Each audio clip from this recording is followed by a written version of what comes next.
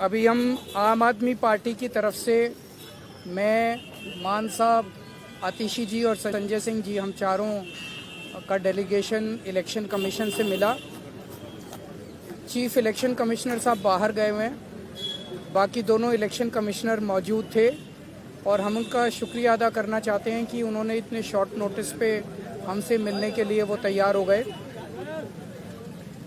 हमारे जो मोटे मोटे मुद्दे थे, एक था नई दिल्ली विधानसभा के अंदर 15 दिसंबर के बाद से कल तक, यानी कि 8 जनवरी तक, 7 जनवरी तक 22 दिन में 5,500 वोट कटने के लिए आ गए हैं। टोटल वोट 1 लाख हैं नई दिल्ली विधानसभा में, और 5,500 मतलब 5.5% वोट कटने के लिए 22 दिन में, पिछले 22 दिन में आ गए हैं। उसके पहले नहीं आए थे इतने। तो जाहिर तौर पे ये वोट गड़बड़ हैं, ये एप्लीकेशंस गड़बड़ हैं। इलेक्शन, नीचे के इलेक्शन अधिकारियों ने जब इन पे सुनवाई की और उन लोगों को बुलाया गया जिन लोगों के नाम से वोट काटने की एप्लीकेशन दी गई थी, उन सारे लोगों ने, जितने आए, सब ने कहा हमने तो ऐसी एप्लीकेशन नहीं दी है, हमारे नाम से फर्जी एप्लीकेशन दी गई है। सब ने, जितने आए 89 लोगों ने अप्लाई किया है 5,500 एप्लीकेशन के लिए। उन 89 में से 18 लोग आए इलेक्शन कमीशन, 18 के 18 लोगों ने कहा कि हमने एप्लीकेशन नहीं दी। इसका मतलब बहुत बड़े स्केल पे स्कैम चल रहा है, बहुत बड़ा फ्रॉड चल रहा है। दूसरा, हमने कहा 15 दिसंबर से कल तक 13,000 नए वोट बनने के लिए, 1 लाख वोट की असेंबली है, छोटी सी असेंबली है, उसमें 13,000 नए लोग कहां से आ गए? 15 दिन में कहां से आ गए? पिछले 15 दिन में 13,000 नए वोट बनने की एप्लीकेशन आई है। जाहिर तौर पे ये यूपी और बिहार से ला के, यूपी आसपास के स्टेट से ला के फर्जी वोट बनवा रहे हैं ये लोग।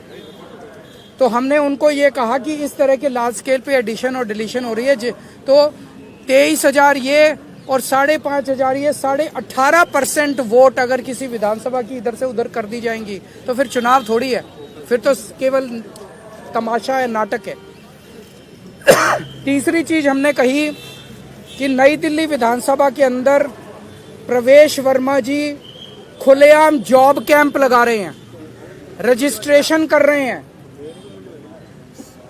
खुलेआम पैसे बांटे जा रहे हैं, खुलेआम हेल्थ कैंप में चश्मे बांटे जा रहे हैं। 15 जनवरी को उन्होंने ऐलान किया है कि जॉब फेयर लगाए जाएंगे।